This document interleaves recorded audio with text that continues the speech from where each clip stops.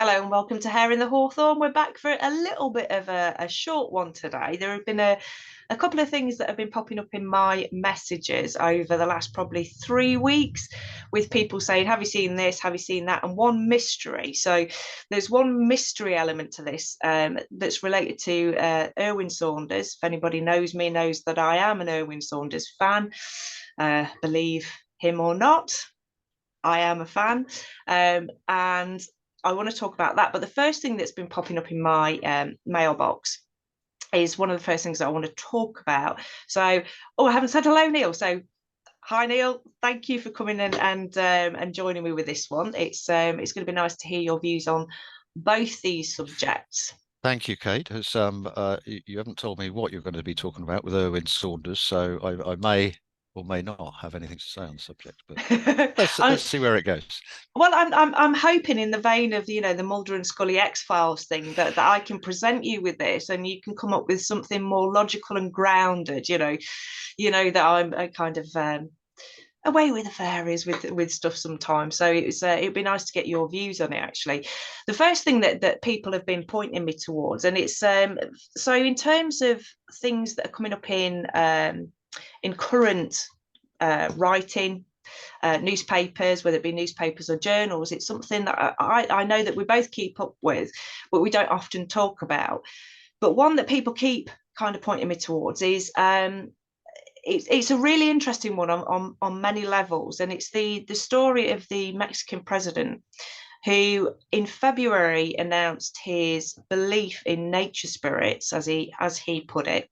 I mean, it's been cited in lots of different media as his belief in fairies, pixies, elves. I think elves was the most popular cultural reference that we had, and it's interesting on a lot of levels. So I'll run down what the basis of the story is, and you'll have to excuse my pronunciation of things.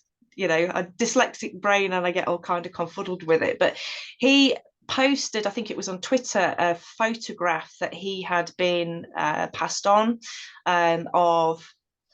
It's a grainy photograph. Let's just put it that way. You can find it very, very easily on the internet. It's a grainy photograph of something with very glowing eyes that's in a tree. And it was taken by, I think, a workman who were working on a railway. This is very, very vague, but they were working on railway. So it isn't his personal photograph, which is interesting to start off with, that he had instantly had a belief in what this photograph was. Now, I'm interested, Neil, because you've seen that photograph, and I'm just I'm interested to start the conversation on what you think of the photograph itself. It's a monkey.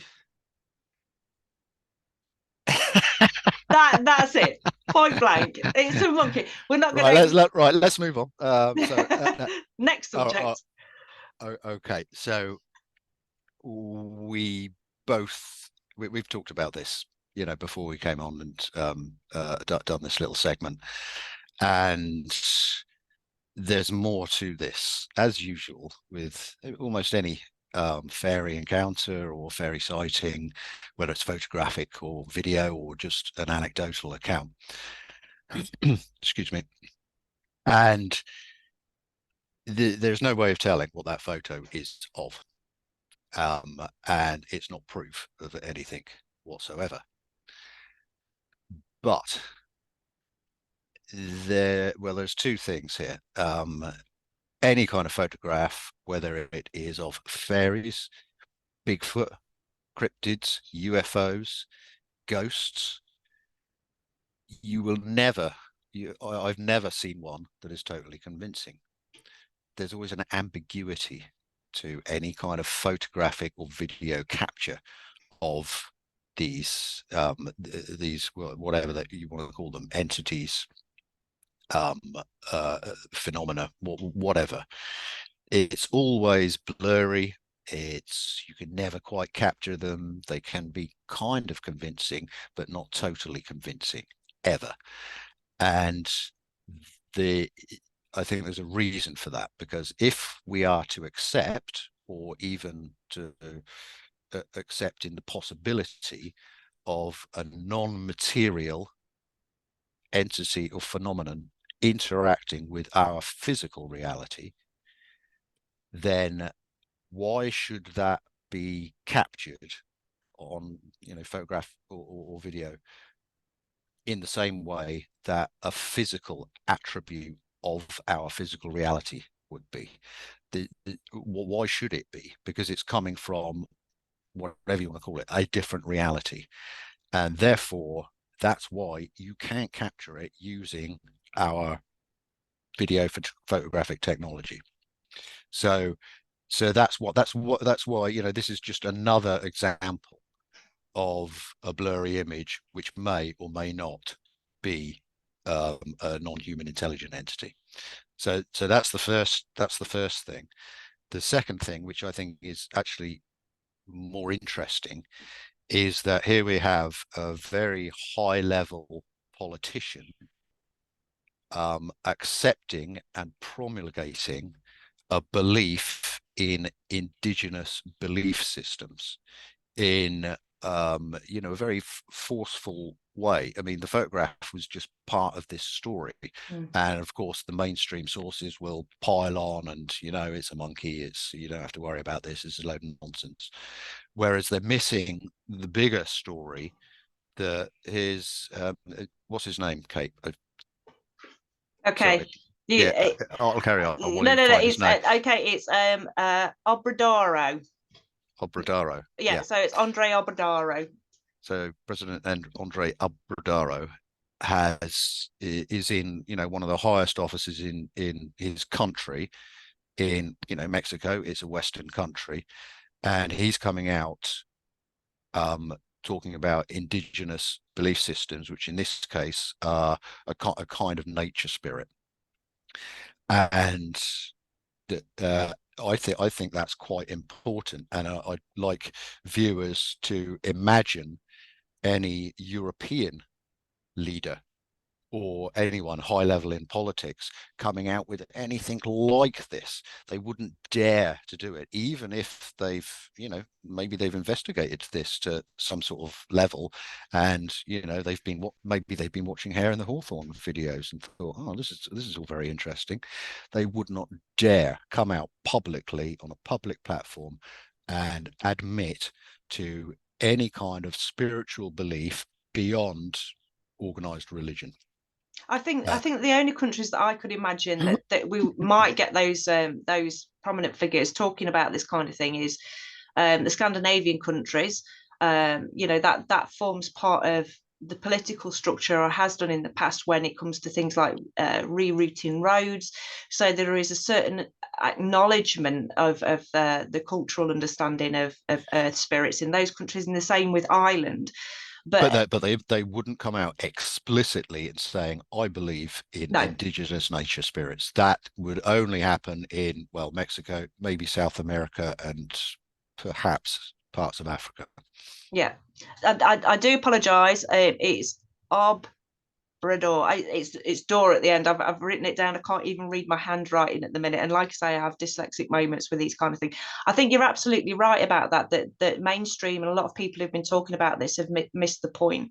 When you have, I mean, I suppose when you get to the African countries, like you say, that wouldn't. I don't think I'd raise an eyebrow about that, but this has been so prominent to be talked about, and it has been about the photo. And the photo is, I find the photo intriguing. Like you, it's not very often that I see something that I just think, okay, then I can't just fritter that away. This photo isn't a particularly strong image, in the fact that it is very, very grainy. There has got an ethereal quality to it. There is a set of glowing eyes that are sort of peering out of a grainy dark mass that looks like a body, and there's some kind of halo-y or fur or hair mass around the head. So it's not what we traditionally view as in Europe as fae, or it looks very troll-esque or very banshee-esque or very hag-esque. So again, that's another avenue that's to be explored, is the cultural differences of understanding. But yeah, for a president as well, and so categorical about it. Not it's an interesting photograph. Our country's steeped in belief with this kind of thing. It's important that we keep these beliefs. He actually said, I believe that this is an earth spirit. This is part of that realm. It's Yeah, quite without wanting to be too cynical, uh, I don't trust any politician in the world no. to actually say, and I think, but is there an ulterior motive? Is he trying to appear to certain ethnic groups within Mexico by saying this? I do not know the details. I know virtually nothing about Mexican politics. Yeah. But whenever a politician comes out and says anything, my first instinct these days, I'm afraid, is to think they've got an ulterior motive for saying whatever they're saying. But putting that cynicism aside, he still said it. And it's opened up a little bit of a conversation about, well, there's a possibility of there being non-human intelligent entities within our plane of existence. And maybe we want to talk about it a little bit more, investigate it, research it. And from that point of view, whatever his motives, I think this is positive. This is good. This is a good thing.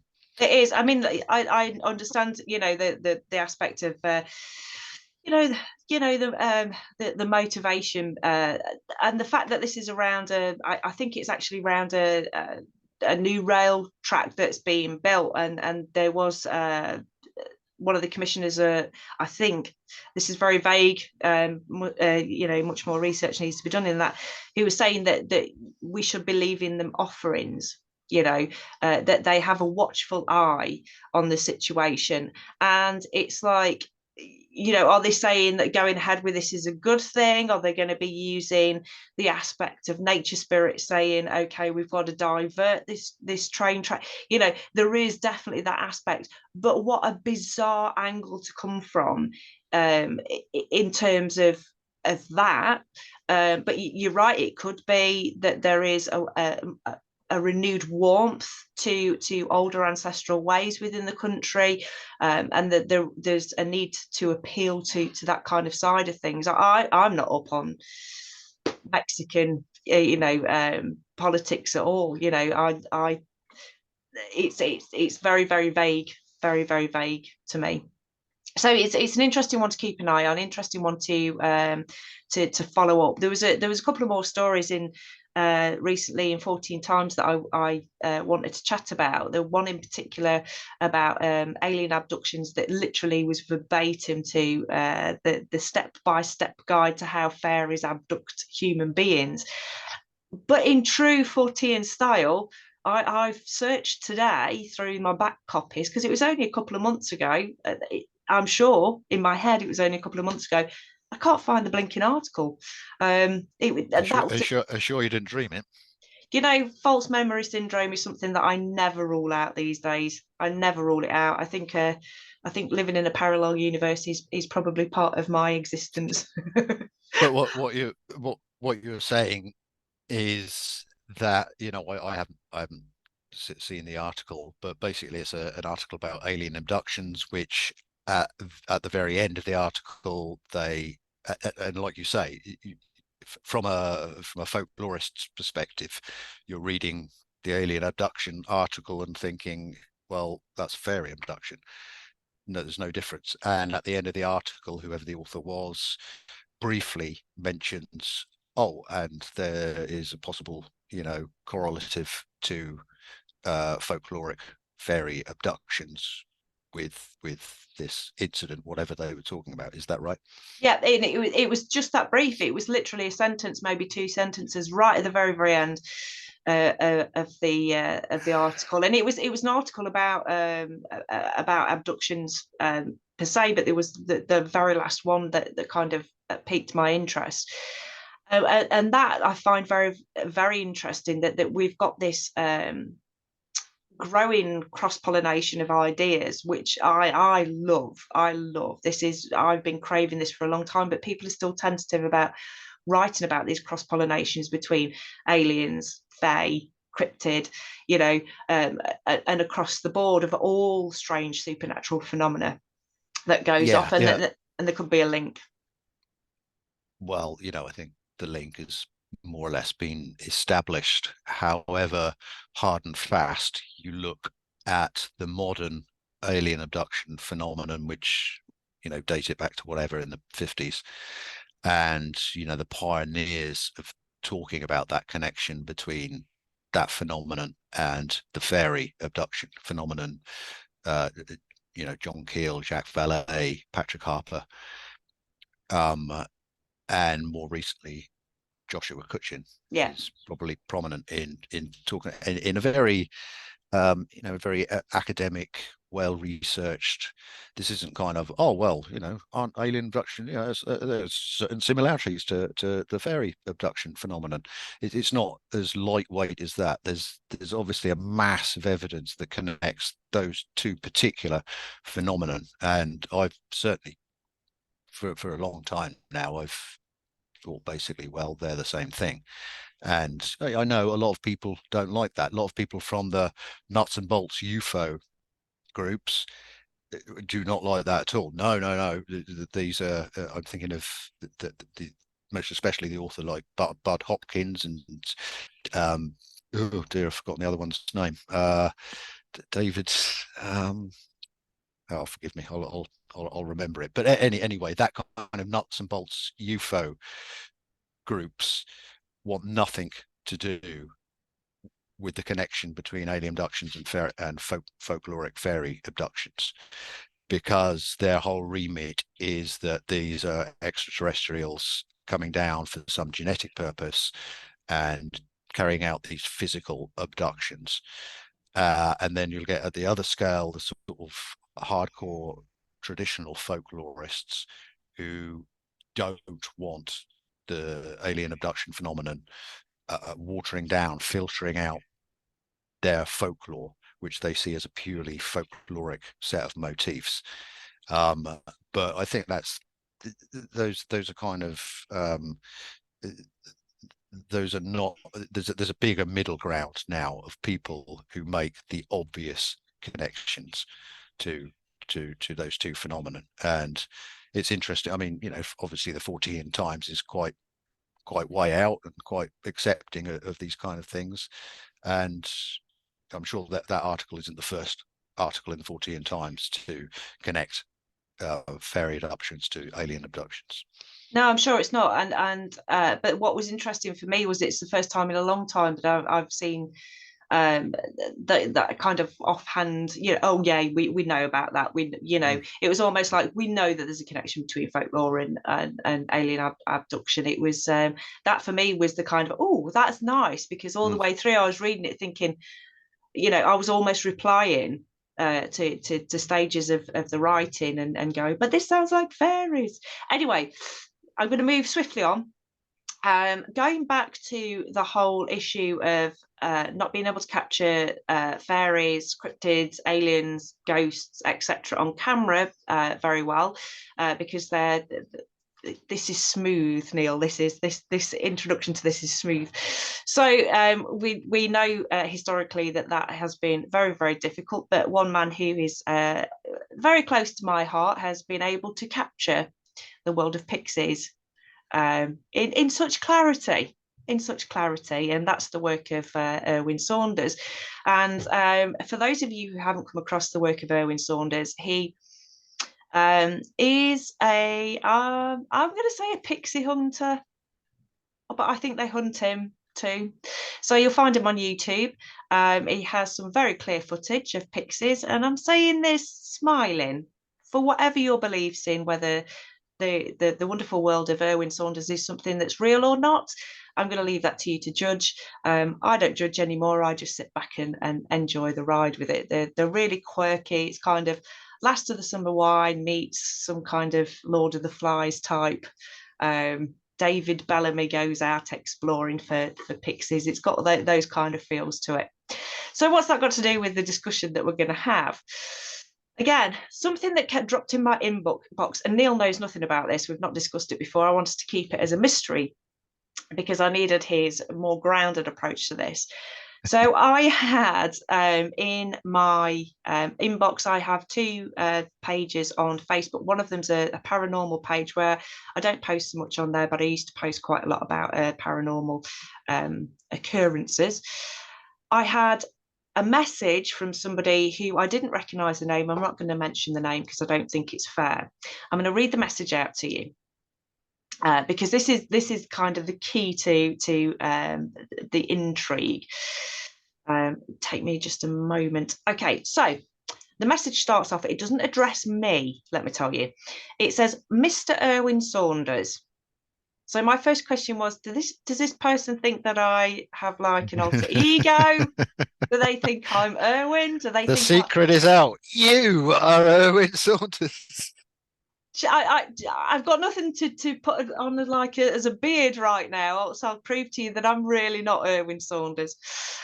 So it starts off, "Mr. Erwin Saunders, are you the missing person, Carlo Sanchez Ortiz? Question mark. I just saw you in an expose of missing persons. You have a lot of explaining to do."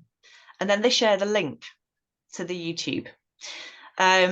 And it says "busted" in capital letters, question mark, exclamation mark. "I believed you and in you." And then that's it. That's it. This is curious for me. So the first thing, like I say, was this was addressed to Erwin. So I don't know whether this person, like I say, believes that I have some kind of link because I've spoke about Erwin Saunders before. Whether they think I am Erwin Saunders, or it's a character that I've made up, I don't mind, and I'm smiling because this kind of thing piques my curiosity all the time. So I went on the link, and the link it was quite long. It was snippets of strange occurrences with missing people. Some of them had been found in strange circumstances. Some of them had actually disappeared in very strange circumstances. I do enjoy that side of things. It's not something that I get into, looking at missing persons things very often, but sometimes I will look into them because there are links in with the 40 and stuff, fairy abductions, etc. So at they didn't put the time. Oh yeah, at 17 minutes into this program, on comes bumbling Mr. Erwin Saunders, with his baggy slacks and his safari shirt, bumbling around the woods. And he is cited by this very American voiceover as this Carlos. And it said that Erwin was a man called Carlos, and he had been found by some hiker or some trekker in the woods, didn't say where, in the woods, mushroom hunting. So it made no reference to the fact that his name was Erwin Saunders and that he's a pixie hunter or anything like that. They just used the video footage of Erwin bumbling around the woods and said he's a mushroom hunter. And apparently, so they then cut to a video of his parents who looked younger than him, but I'm sorry for giggling at this, who were Italian, who were so pleased that there had been a sighting of their long lost son who had wandered off many years ago. And they showed a photo of their son, which I don't believe was their son. I think it was set up kind of thing. Looking very young, very clean cut, and nothing like Erwin Saunders. It was, the face shape was all wrong and what have you. But it was in the middle of this what seemed an incredibly serious program about missing persons. There are so many aspects to this, right? So one of the aspects is, where on earth did they get that footage from and think we're going to use that? What is this fakery part of? Is this fakery part of the whole mythology about Erwin Saunders? All that aside, though, about the mythology and whatever you. Obviously, I then replied after watching this, and it's literally 3 weeks today since I received that message. I watched the YouTube instantly because I just thought somebody's got a different take on the whole legend that is Erwin Saunders. And I think it's a fake report. Erwin lives in the UK, because I wanted to open up a dialogue and a conversation with the person who had originally sent me this. There has been nothing. It's flatlined. It's gone to the person's account. They haven't opened it. They haven't opened it. So I'm a bit like I'm in X-File land here about, is this what's why is somebody sending me down a rabbit hole that's already been a rabbit hole? What's that all about? And what's that all about? So I'd love to hear your thoughts on that. I, Yeah. I, I have to say, Kate, I wasn't quite expecting that. Good. You should have told me about this before we started recording, because, right, okay. So off the top of my head, without having really thought this through, No, to do it. Do it. and I really need to go away and do a little bit more thinking and research about this, but is there a possibility, because you've spoken so much about Erwin Saunders and you've put it out there, it's publicly available, and we don't know who Erwin Saunders really is. He's a trickster. That email is from Erwin Saunders. I'd love it. I would absolutely love it. And should I? That email is from Erwin's. Sorry, I'm not making that as a statement. I'm making it as a suggestion. Yeah. Perhaps that email is from Erwin Saunders, and it's part of his trickster character. He's found out who you are and that you're talking about him, and now he's going to mess around with you a little bit in typical fairy style. I mean, this does sound like a kind of modern technological update of 19th century fairy story from the folklore, where it's the fairies or Erwin Saunders. What's perhaps the difference between them? Erwin Saunders either, well, being a fairy or pretending to be a fairy, or knowing that he's coming from that trickster motif of what the fairies are.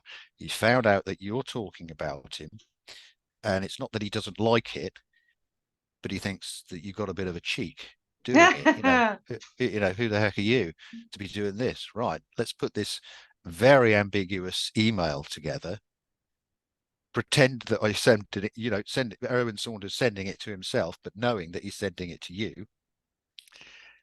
Mix it up with this bizarre missing person video where he's made the video or got the video from somewhere else and inserted himself into it, sent it to you to mess with your mind. I bloody hope so. I bloody hope so. Should I tell you one thing? I don't know whether it was I was just overexcited, or it's it's a bit of inflated ego, or whatever it is. But when I haven't spoken about Owen for a long time, just because it came with a raft of junk when I did talk about him. But when I did start talking about him, I kind of have, I suppose, not catchphrases, but things I say on a regular basis. I mean, awesome, and that there are certain things, and there are certain patterns of how I talk. And I did notice directly the videos that he put out directly after my videos, there was quirky little references to I would have said something, and there would be a quirky reference, and I didn't know, is that my mind being overactive here? Am I looking too far into it, or is there some kind of recognition that I have put these videos out? You know what? One of the biggest things that I got berated for when I was putting stuff out about Erwin was you're trying to get on the back of Erwin Saunders. It wasn't. His work genuinely does really fire me up. It really does. For me, it is the epitome of modern fairy folklore. Just the way that he's doing it, that's on camera, it's on video, the fact that he's mysterious and, like you say, he's a trickster, and these now very beautifully shot short videos of him exploring caves and woodlands, and actually videoing, I think he's also videoed a dragon or a salamander or something like that as well.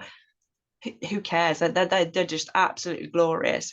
Can I just the video that was the link? Yeah. Did you notice when it switched that on Erwin Saunders? So have you seen that the scene with Erwin Saunders there? Did you have you seen that before? It's very much like one of his bumbling around the woods in one of his early. But is it anything you know definite video that he's put out before exactly the same, or is it new? That's a good question, because it's very much a bit. He does a lot of shots in I would assume the same woodlands that are very kind of craggy and rocky, and then with lots of ancient trees about. So the setting doesn't feel new. But in terms of, could I overlay it onto, one of his other videos and say, bingo, that's it? No, I couldn't. Right. And So that's one thing. And during that whatever 17-minute video that was talking about something else, was the insertion of this very different quality it to the felt rest of the different. video?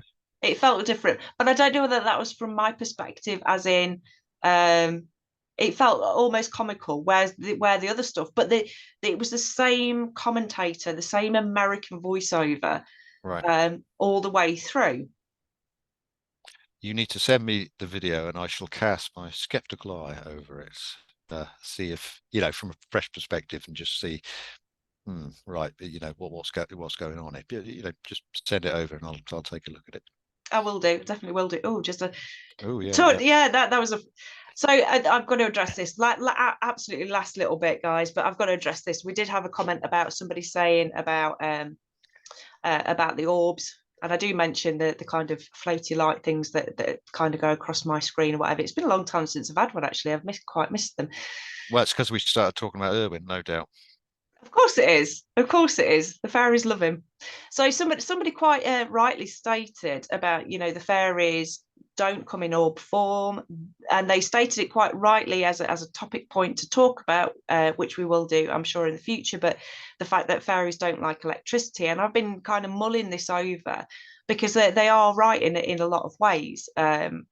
However, when emitting light, it doesn't necessarily have to come from our understanding of electricity. And the other thing that I want to state is, never ever really seriously stated that what goes across the screen are paranormal or supernatural. Most of the ones that go across my screen as a paranormal investigator, I go, that's dust. There has been one or two, and I have said this multiple occasions, there have been one or two that I can actually see physically in real time, and straight across my eyes. That one I didn't, that went across there. I think we should do another short in a few weeks' time about orbs and electricity, and we're just talking about modern fairies. Do fairies culturally pull the socks up and come into the modern age early? And that's something that I'd like to discuss in the future. Yeah, in terms of the orbs, unless we did a proper video analysis of all of the ones that cross your screen, well, who knows? But there are also the very quick moving ones, Yeah. that I've seen behind you, which are quite alarming. Actually, it's as though someone is standing to one side throwing a small metal object. Yeah. And those are a little bit different than those floaty ones, which people can say, oh, well, that's just dust. The ones that go across at 200 miles an hour. Yeah. And they're very Well, bright. They are very bright as well when they do that. yeah. What are they? But yeah. No, that'd be good to discuss that in greater length. Just before we go, Yeah. I lost the name of the nuts and bolts UFO guy to add with Bud Hopkins. It's David Jacobs. Well done. Very, very, I like to get these things right, and those two are sort of very much the proponents of UFO abductions being carried out by extraterrestrials because they're gene splicing. They're wanting to mix their alien genes with ours, but by whatever means. So David Jacobs and Bud Coppins, and I should add that I don't believe a word they say, but that's a conversation for another day. Just for the record. And while we're talking about UFOs, you will be seeing a video coming up this week. So Friday, I think we're putting it up with Bob. I want to say Rigby, and I might have got his name wrong. I'm really sorry, Bob, if I have. Is it Rigby? It's because I get confused with Digby and Rigby. Digby? I always just, for our guests, it's always just the first name. I often forget the surname, so it's Bob. But It's Bob. We've got. You'll find out who he is at the weekend when Kate puts the video up. Where you like to get things right, I'm constantly getting things wrong. My academic brain well and truly like burnt out about 10 years ago, I think, for remembering such things. But yeah, we've got a video. Sorry. Go on. And we've also recorded one with the great Lionel, the Reverend Lionel Fanthorpe, which should be up. I don't know when Kate's going to put that up, but it was a great second discussion with Lionel where we talk about time slips and the life after death. So small subjects, just little ones. We sit back and listen to the Rev talk, and it's lovely. It's absolutely lovely. So on that note, I've got to do that.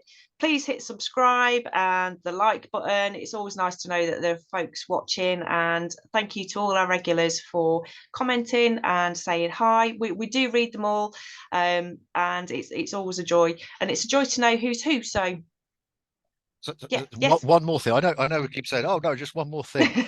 I did get a lovely email, and right, okay, I need to get this right. I did get a lovely email from, and will I be able to find it now? Almost certainly not. Sorry, I should have got this prepared earlier, shouldn't I? Don't expect me to sing in the interlude. Right. From a chap called Richard. I won't give the surname out unless in case he doesn't want me to. A really lovely long email talking about his experiences and how he's always been quite nervous and anxious about sort of talking about them. And if you're watching, Richard, thank you very much for that email. I've replied to one. I will reply to your second. And one thing that stuck in my mind that he said, I very much like Kate's bubbly journalistic style, which is offset by Neil's more academic style. I'm not sure whether that's right at all, but it did make me chuckle to read that. I think he's hit the nail on the head. I'm the kind of the dopey host, and you're the one with the grounded academic. It's as a caricature, that's definitely hitting the nail on the head. Yeah, we do love hearing from you. So please do get in touch. You can find us both on social media. Drop us a hi or in the comments below. And I think we're going to wrap that up because that's a little bit longer than we expected. But we will get back to you with any updates from the Mexican president and his elf in a tree, and also the intriguing tale of Erwin Saunders. That I'm going to say it before I go. Erwin, if you're watching, please get in contact. Please get in contact. I'm going to get baited for that one. Anyway, thank you very much, and bye-bye.